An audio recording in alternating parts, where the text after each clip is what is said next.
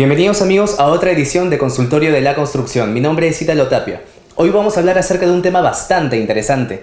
Como ustedes recordarán, el año pasado, el 9 de enero del 2016, con la ley número 30225, es decir, la nueva ley de contrataciones del Estado, y su reglamento salió en vigencia.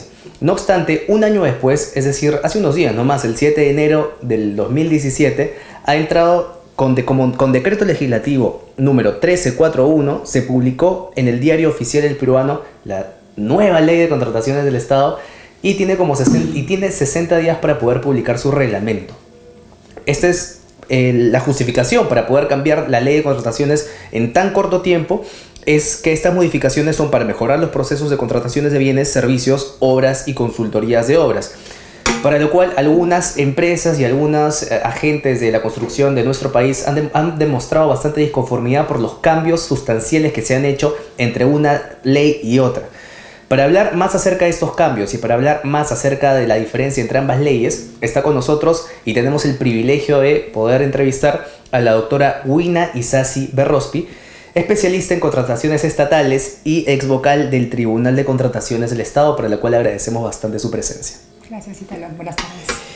Ahora, la pregunta cae de madura, ¿no, doctora? Porque la ley 30225, que entró en vigencia el año pasado, 2016, solamente tuvo un año de vigencia. Un año de vigencia. Entonces, generalmente, eso es la primera vez que pasa una cosa así en la historia, porque generalmente, aunque sea, se dejan unos años, ¿no?, para poder ver algunos problemas que en obra se puedan presentar. Pero podría incluso, no sé, causa extrañeza, ¿verdad? Entonces podemos tener dos explicaciones: que la ley del 2016 es tan mala sustancialmente, o probablemente la ley que se promulgó en el 2017, recién ahorita, puede ser hasta improvisada. No sé qué opina usted, doctor. Yo creo que es un poco de ambos, al menos, porque en la experiencia que tengo en contrataciones, cada vez que entra un nuevo gobierno, considera de que tiene que cambiar necesariamente la ley, o el nombre de Consulcode antes a OCE, o cualquier cosa que al parecer no está. Pero el problema es que uno recién se está acostumbrando a la redacción de una norma y sacan otra nueva y cambian muchos aspectos que al final pues causan demasiada confusión. Creo que debemos de considerar un aspecto, ¿no? Que la civilización antigua, por ejemplo, como el caso de Egipto, cambiaba solamente los temas que no funcionaban. Y creo que nosotros deberíamos de ver eso, ¿no? De cambiar en forma consensuada lo que no funciona, pero no cambiar por cambiar.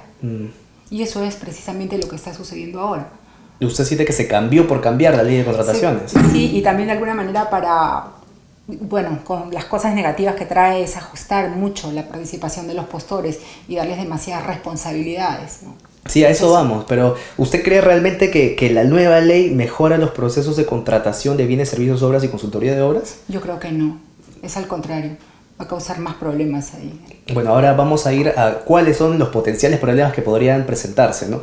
Uno de los artículos que se ha cambiado es el artículo 28 de la ley. Ese artículo que dice: establece que en los casos de obras y consultoría de obras, la entidad rechaza las ofertas que se encuentren por debajo en un 20% del promedio de todas las ofertas admitidas, incluido el valor referencial. Es decir, antes, en la ley del año pasado y en sus predecesoras, era el 90% como mínimo el valor referencial, ¿sí o no? Así. Entonces,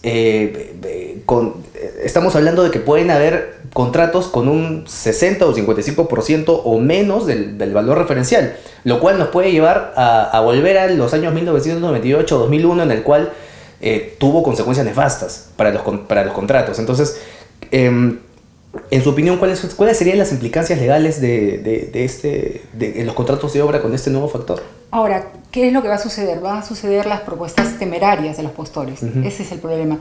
Porque ya, de todas maneras, al presentar las propuestas, tendrían que haberse analizado los presupuestos. ¿A cuánto implican los presupuestos?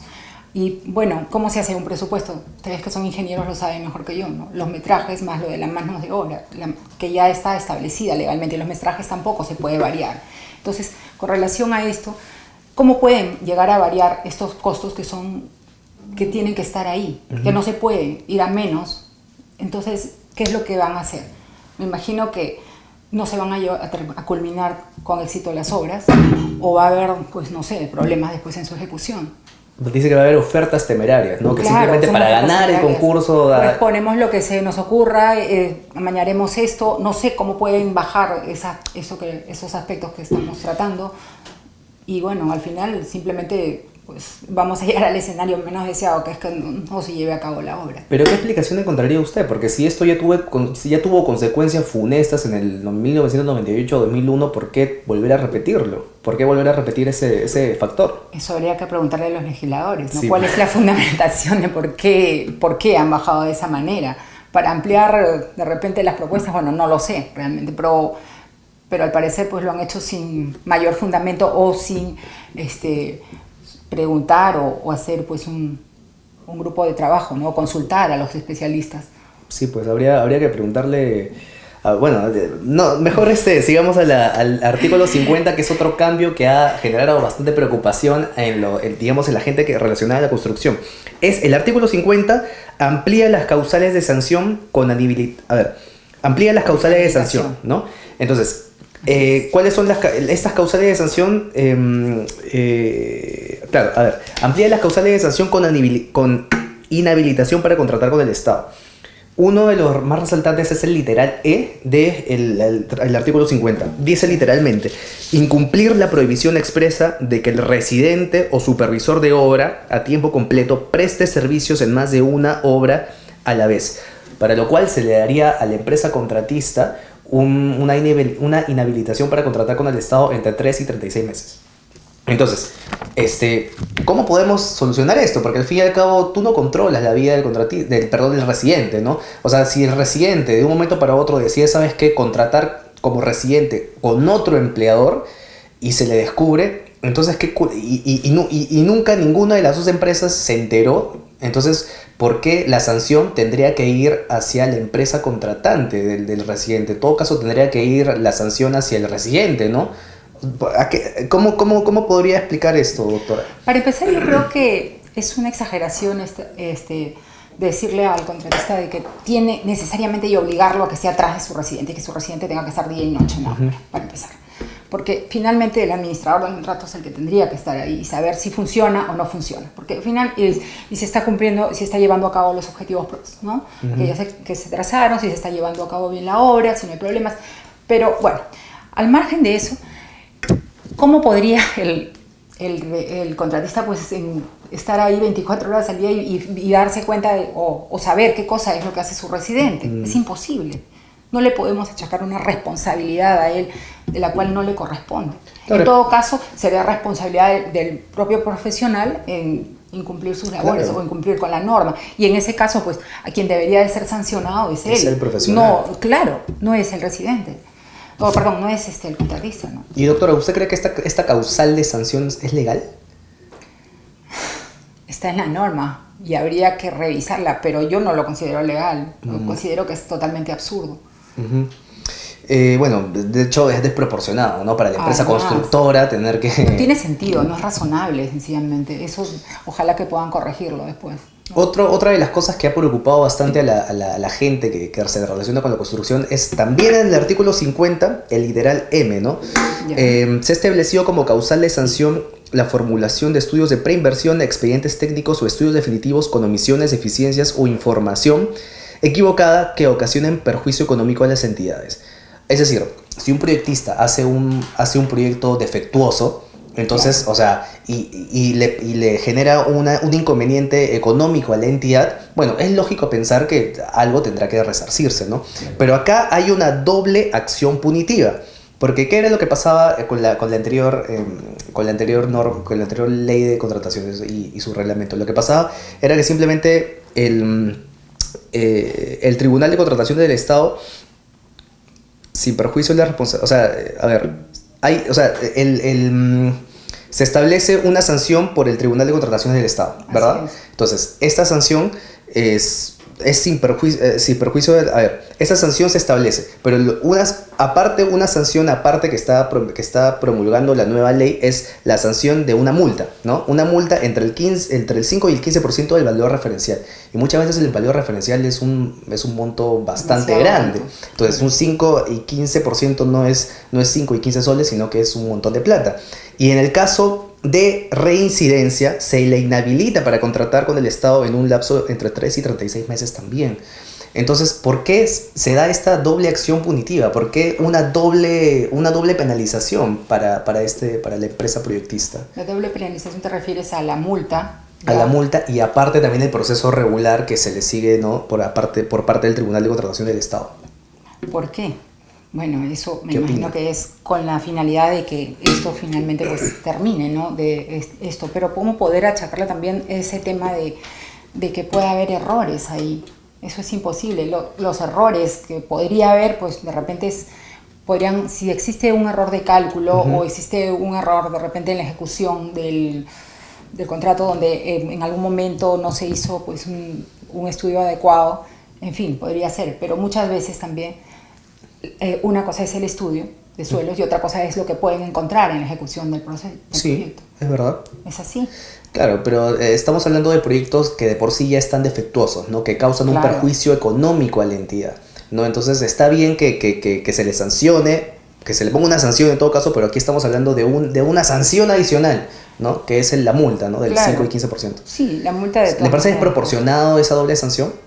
Yo creo que sí, porque si se trata de sanciones administrativas únicamente debería de ser una, ¿no? Solamente una u otra.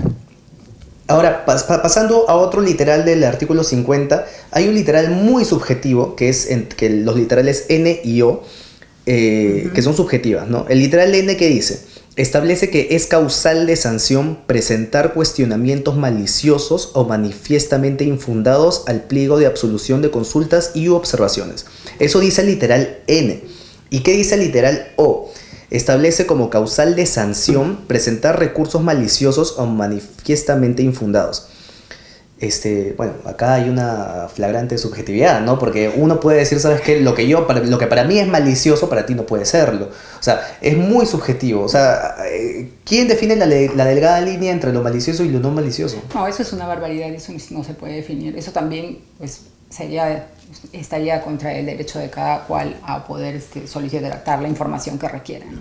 Y quién calificaría de que esto es malicioso o no es malicioso es demasiado subjetivo, es una barbaridad que debe omitirse. No funciona eso de ninguna manera. Doctora, y usted acaba de decir que para usted definitivamente esta nueva ley que se promulgó en el 2017 definitivamente no va a favor de poder mejorar los procesos, ¿no? ¿Qué otra cosa, aparte de lo mencionado, cree usted que podría mejorarse? Yo creo que en esta ley el problema, muchas partes de la ley son para corregir la redacción también de la anterior, ¿no?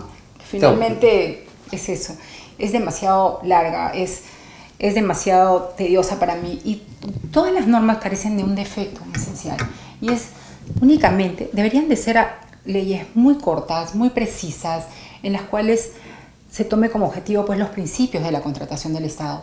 Y objetivas, ¿no? Claro, deben ser objetivas y sería mucho más fácil. ¿Para qué? ¿Por qué tenemos siempre que estar cambiando las normas, variando la redacción, poniéndole nuevas figuras, siendo tan drásticos con los postores?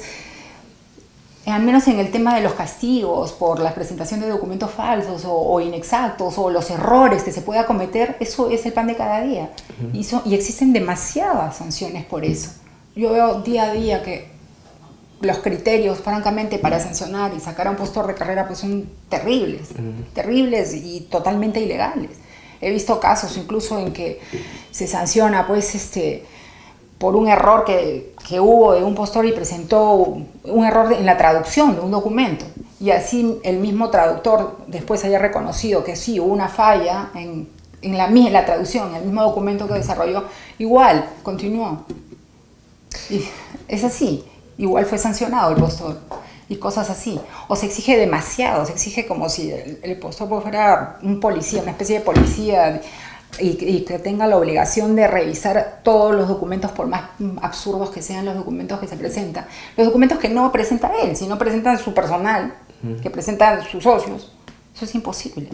¿Cómo ve usted el futuro de la ley de contrataciones del Estado? ¿Usted cree que de repente en enero del 2018 se vaya a promulgar otra nueva ley o usted cree que ya hay para...? Yo creo que con revisar esta ya sería suficiente. Sí, con la revisión de esta, con hacer foros, con la participación de los operadores de estas normas, podría de repente mejorarla, ¿no? Porque si vamos a estar cambiando la norma a cada momento, pues no es nada saludable. Está bien, doctora. Muchas gracias por haber estado con nosotros. Okay. Muchas gracias por vernos. Así que nos vemos en otra edición de Consultorio de la Construcción y espérenos en otra próxima oportunidad.